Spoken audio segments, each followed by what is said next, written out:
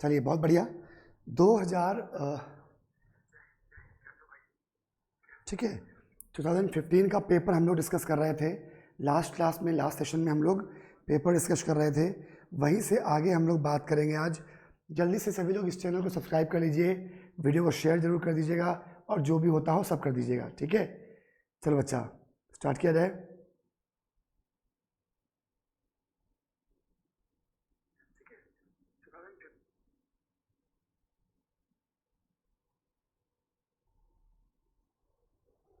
चलो देखो जरा,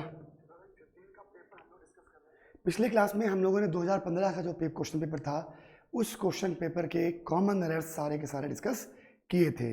आज के सेशन में हम लोग वहीं से आगे बात करेंगे, ठीक है।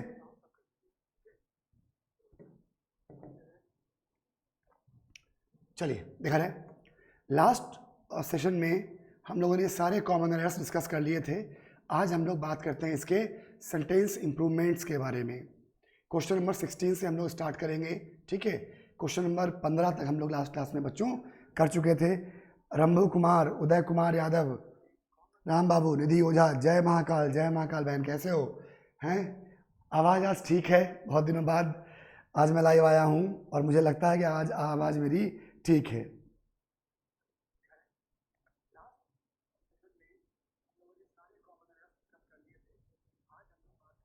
ठीक है, चलो। The secret motivation, love from Shahjahanpur, खुश रहो भाई, खुश रहो। उदय कुमार, ठीक है, देख लेना बेटा, अब क्लास रेगुलर होगी, आवाज़ अब एकदम सही है तो क्लास अब बिल्कुल रेगुलर होगा करेगी, ठीक है। बहुत दिन लग गए क्लास सही होने, मतलब आवाज़ सही होने में। राम बाबू क्लास 12, अच्छा, खुश रहो बच्चा, सारे बच्चे हैं, ठीक है। सभी लोग लाइव आया करिए रेगुलर इसी चैनल पर, और बहुत सारी चीज़ें मैं आपको सिखाऊंगा, बहुत सारी चीज़ें मैं आपको रेगुलर बताऊंगा, ठीक। चलिए, और ये जो सेशन आज का है ये हर एग्ज़ाम के लिए, एसएससी के लिए या अदर एग्ज़ाम्स के लिए बहुत महत्वपूर्ण है। तो चलिए भाई स्टार्ट करते हैं। पहला क्वेश्चन, ये सेंटेंस इंप्रूवमेंट क्वेश्चन है। अगर एसएससी वाले बच्चे देखें तो सेंटेंस इंप्रूवमेंट के खूब क्वेश्चन एग्जाम में आपके पूछे जा रहे हैं। पहला क्वेश्चन, क्वेश्चन नंबर 16 कहता है, देखो जरा ध्यान से, क्वेश्चन नंबर 16 बताइए आंसर जल्दी से।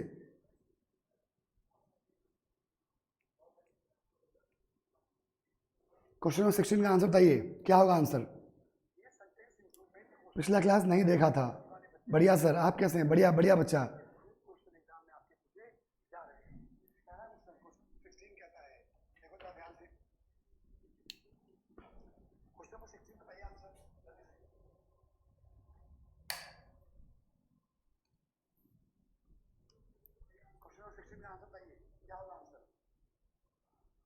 ठीक है, चलो बोलो।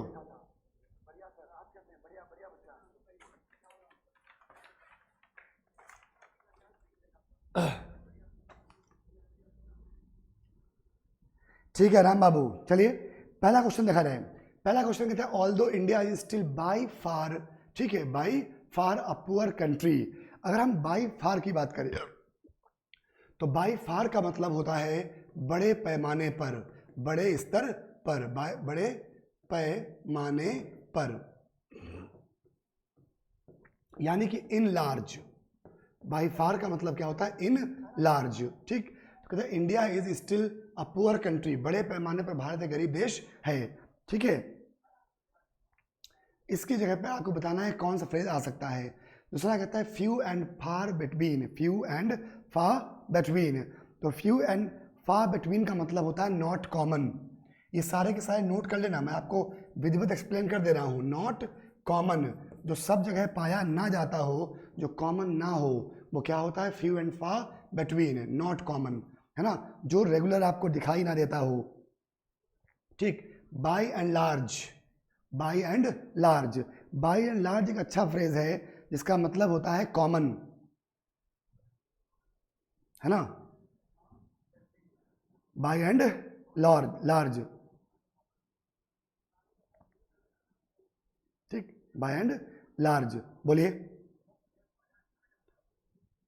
तो although India is still by far a poor country, क्या होगा? Although India is still by and large a poor country, it can become rich. यद्यपि अभी भी इंडिया जो है मतलब एक क्या बोलते हैं, in brief in short, Bharat अभी भी क्या है, एक गरीब देश है, but it can become rich, लेकिन ये अमीर हो सकता है। ठीक है, पहले क्वेश्चन का आंसर हो गया। चलिए भाई आगे देखते हैं अगला क्वेश्चन।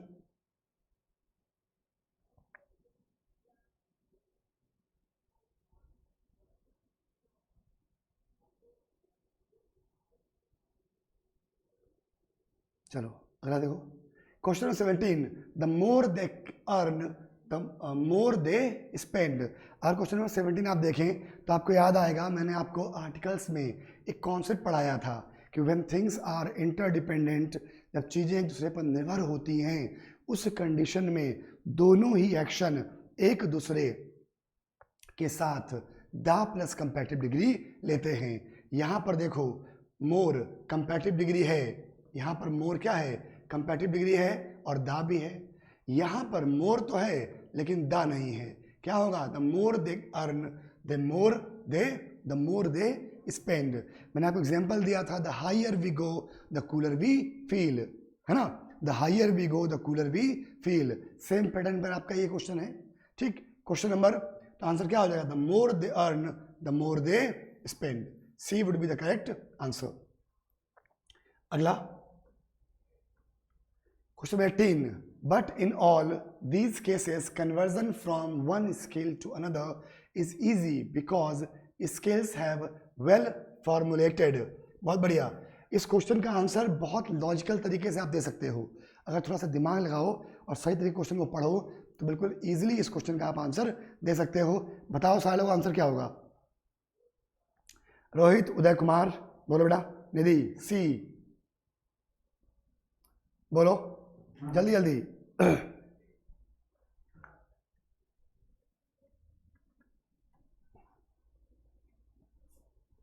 बहुत बढ़िया बेटा,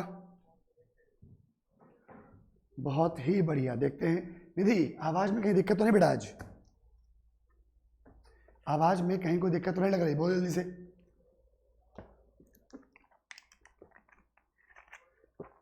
मुझे लगता है आज आवाज महादेव कृपा से बहुत दिनों बाद सावन में सही हुई है है ना। बोलिए, ये बहुत ट्रिकी क्वेश्चन है, दो सोचने वाली बात है। कहता है बिकॉज स्केल्स, अब देखो स्केल्स जो हैं, स्केल्स यानी कि पैमाने, तो पैमाने अपने आप तो फॉर्मुलेट होंगे नहीं, किसी ने किए होंगे, तो ऑब्वियस सी बात है किसी ने किए होंगे। इसका मतलब सेंटेंस यहाँ किस में बनेगा, पैसिव में बनेगा। और बच्चा मेरा पैसिव में लिखने के लिए क्या चाहिए, हेल्पिंग वर्ब प्लस V3 चाहिए। इसका मतलब है कि फॉर्मुलेटेड तो आएगा ही आएगा, फॉर्मुलेटेड यानी कि V3 तो आएगा ही आएगा, लेकिन इसके पहले हेल्पिंग वर्ब भी चाहिए। और हैव का पैसिव में हैव बीन होता है, इसका मतलब जे तो गलत हो गया, यानी कि नो इम्प्रूवमेंट गलत हो गया, वेल फॉर्मुलेटेड गलत हो गया। क्या हो जाएगा, are well formulated. B would be the correct answer. क्या हो जाएगा, बी, आर वेल फॉर्मुलेटेड। ठीक है, तो scales are well formulated. Scales को किसी के द्वारा, कोई होगा जिसने किया होगा। अर्पण, खुश रहो बच्चा, खुश रहो मेरे लाल। चलो आगे देखो, क्वेश्चन नंबर 19, बहुत अच्छे से क्वेश्चन है ये। 5 years ago on this date I am sitting in a small Japanese car driving across Poland towards Berlin। कितना अच्छा क्वेश्चन है, सुंदर सुशील टिकाऊ क्वेश्चन। तो इस टिकाऊ क्वेश्चन का टिकाऊ आंसर भी दे दो मेरे लाल। कौन देगा आंसर, बताओ भाई, हम भी देखें किसमें कितना है दम और कौन है बाजीराव सिंघम। कुछ नहीं करना है, यहाँ देखो क्या है, 5 years ago, इसका मतलब है कि बात हो रही है पास्ट टेंस की, और पास्ट टेंस की बात हो रही है मेरे बच्चे, तो यहाँ एम सिटिंग नहीं, वॉज सिटिंग हो जाएगा। आई वॉज सिटिंग, 5 साल पहले मैं बैठा हुआ था, हूं नहीं, मैं बैठा हुआ था। चलो बहुत बढ़िया।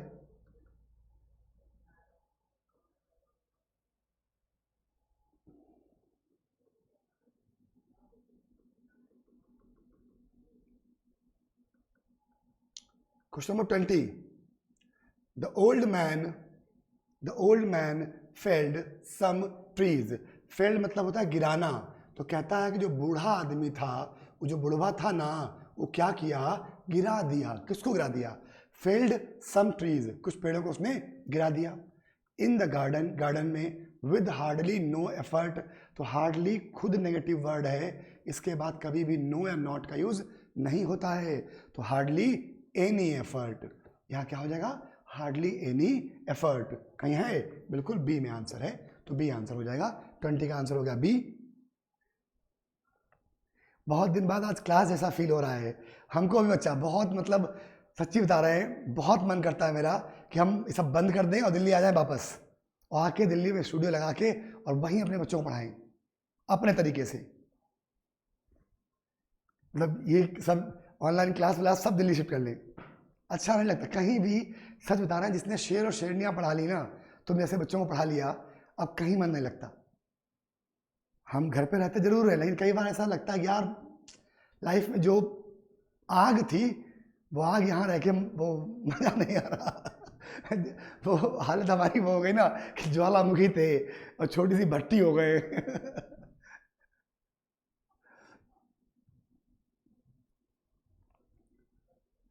चलो देखो आगे। लेकिन अच्छा है, तुम लोग रिजल्ट दे दोगे तो अच्छा हो जाएगा। क्वेश्चन नंबर 21, याद देखो। क्वेश्चन 21 कहता है she says she is already paid me back but I can not remember so I will have to take her word. ठीक, कहता है she says she is already paid me back. कहता है उसने कहा कि उसने पहले से ही मुझे पैसे वापस कर दिए हैं, but I can not remember, लेकिन मैं याद नहीं कर पा रहा हूं।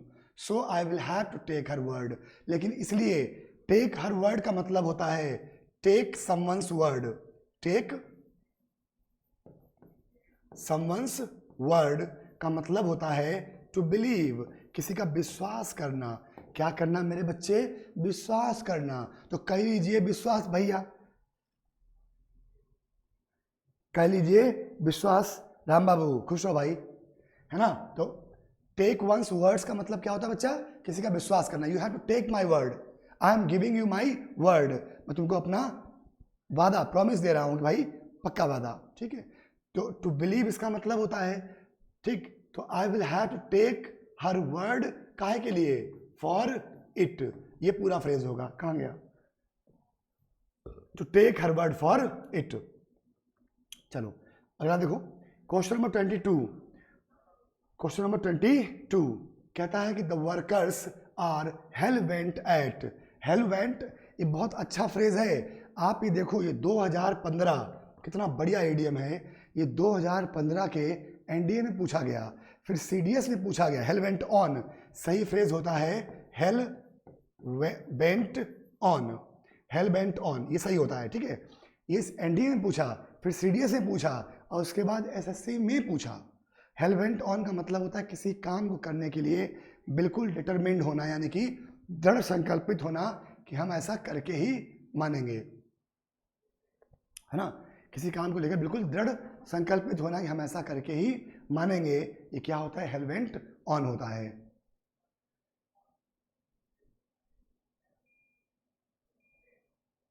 ये क्या होता है? हेल वेंट ऑन होता है, ठीक है। चलो बढ़िया। तो क्या हो जाएगा? He'll went on getting, A would be the correct answer. अगला, you are warned against coming, sorry you are warned against committing the same mistake again. कहता है कि तुमको चेतावनी दी गई कि भाई तुम एक ही मिस्टेक बार बार मत करो। तो वार्नड अगेंस्ट ही होता है, ठीक। वार्नड अगेंस्ट ही होता है, यहां तक बात ठीक है। टू कमिट क्यों नहीं हुआ? तो आपको पता है कि जहां फिक्स प्रेपोजिशन होती है, यानी कि ऐसे वर्ड जिनके बाद का प्रेपोजिशन फिक्स होता है, उनके साथ सामान्य तौर पर V4 यानी कि जेरेंट्स का यूज किया जाता है। ये आपको पता होगा और मैंने पढ़ाया है ना। याद करो, जेरेंट में मैंने पढ़ाया था कि words with fix preposition must be followed by a gerundial noun, है ना। एग्जाम्पल दिया था कि his father insisted on his coming, ऐसे एग्जाम्पल को दिया था, याद होगा। ठीक है, तो you are warned against committing, warned against committing, बिल्कुल सही है। नो इम्प्रूवमेंट, आंसर क्या होगा? नो इम्प्रूवमेंट इसका।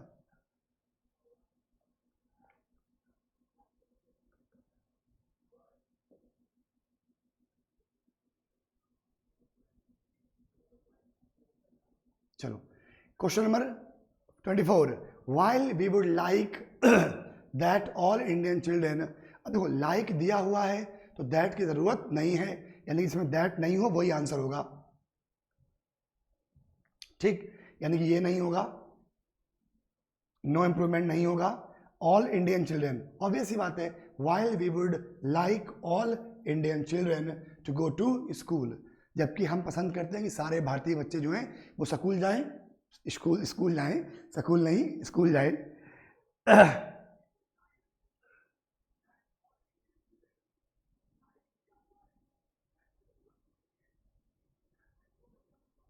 याद करो उस मैया को, पार लगा दे नैया को, बिल्कुल बेटा बिल्कुल। ठीक है, अब देखो शहीद हो गया, क्या बचा? All Indian children. ठीक है, अगला, ड्यू टू दीज रीजन्स, अब देखो due to these reasons we are all in favour of universal compulsory education, जब हम किसी के पक्ष में होते हैं,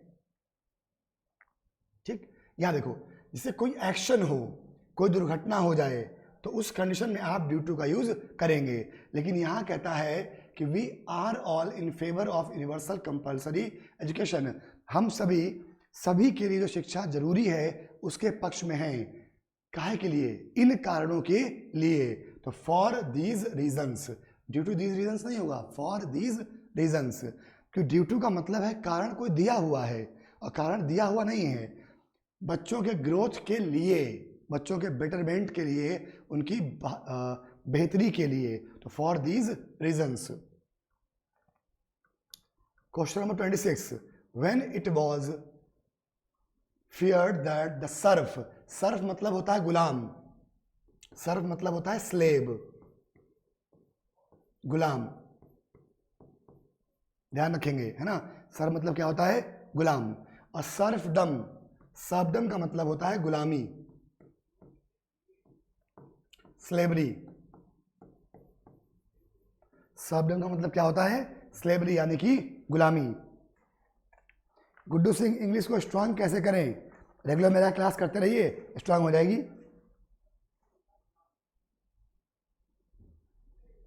है ना, रेगुलर क्लास करते रहिए, स्ट्रांग हो जाएगी, इसमें कौन बड़ी बात है।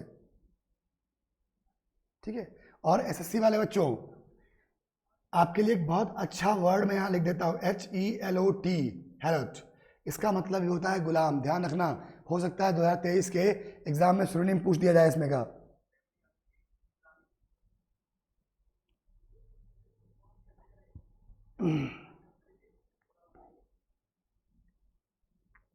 फर्स्ट स्टेप क्या होना चाहिए?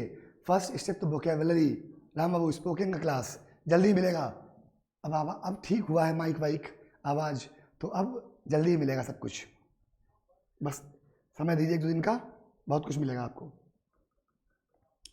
Question number 27, in India today many of our intellectuals, भारत में आज many of our intellectuals, intellectual मतलब बुद्धिमान लोग, हम में से बहुत सारे बुद्धिमान लोग सोचते हैं, बुद्धिजीवी बोलते हैं इसको हिंदी में, still talk in terms of the French revolution and the rights of man, not appreciating that much has happened since then, much has happened, बिल्कुल सही है। फ्रेंच रेवोल्यूशन की बहुत सारे लोग बात करते हैं, लेकिन इस बात को अप्रिशिएट नहीं करते कि भारत में तब से अब तक बहुत कुछ हो चुका है, और क्योंकि एक्शंस जो हुए हैं, काम हुए हैं, वो अनकाउंटेबल हैं, अनकाउंटेबल्स के लिए मच का यूज़ होता है, मच सिंगुलर होता है, इसलिए हैज़ आया है, तो much has happened.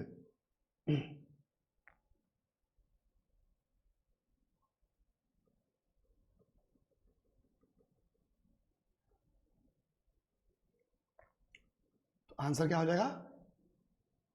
No improvement, इसका आंसर क्या हो जाएगा? No improvement. ठीक है,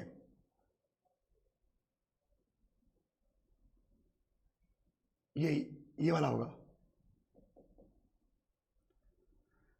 मच हैज हैपेंड, तो आंसर क्या होगा? No improvement. Question 28, tax payers are to be conscious of their privilege. बोलिए।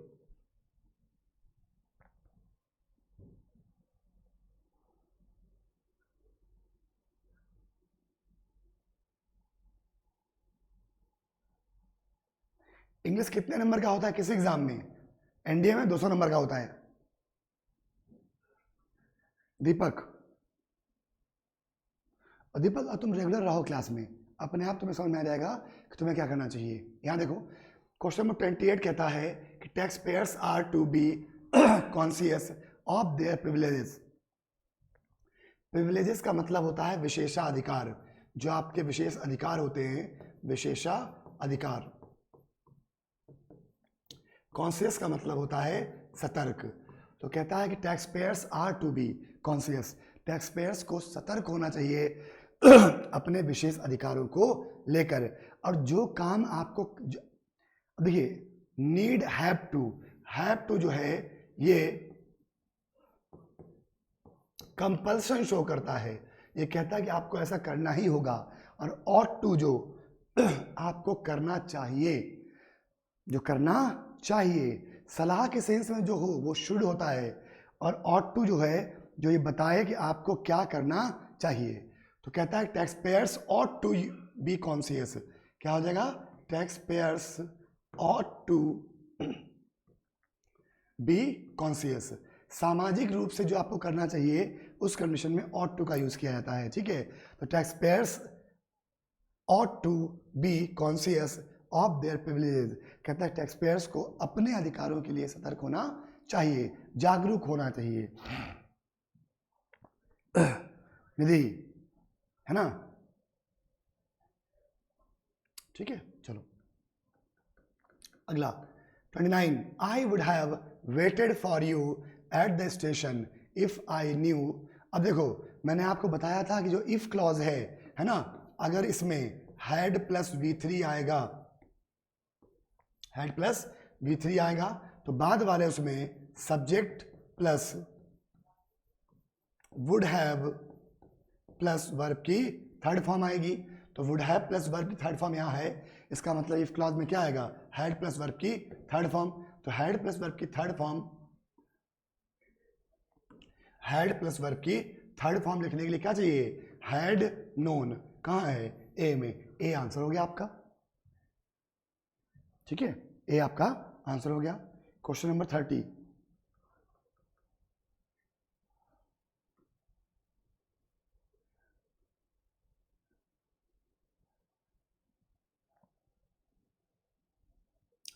क्वेश्चन 30 था, no one could explain how a calm and balanced person like him could penetrate such a mindless act on his friend. बोलो।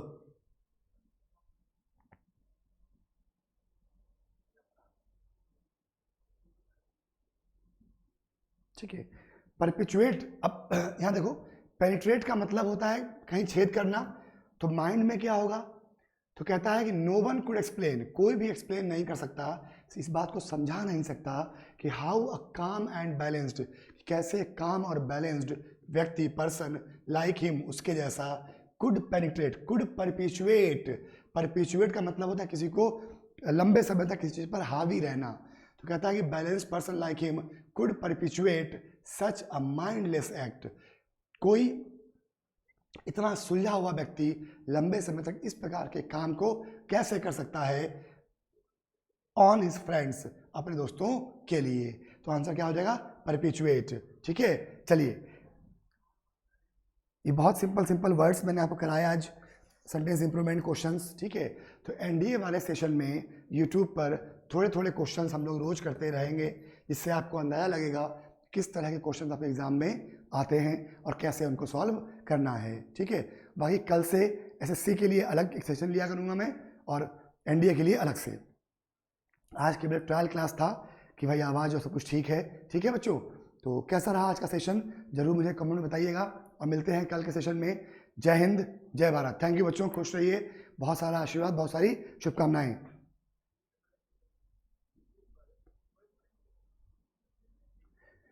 और हाँ, सभी लोग इस channel को जरूर सब्सक्राइब कर लीजिएगा, ठीक है। अब सारी क्लास इसी चैनल पे हुआ करेंगी, NDA, CDS, SSC, Bihar police, मतलब बिहार का जो 12th का एग्ज़ाम है, 11th का एग्ज़ाम है, सब कुछ। बुक मैं सोच रहा हूँ करा दूँ यूट्यूब पे ही, बुक सोच रहा हूँ मैं यही करा दूँ यूट्यूब पे। बताओ बच्चों कैसा रहेगा? राम बाबू तुम लोग टेलीग्राम बताना, टेलीग्राम पे सेटिंग में चेंज कर दूंगा अभी, तुम्हें बताना। क्लास 12th, ठीक है, चलो थैंक यू।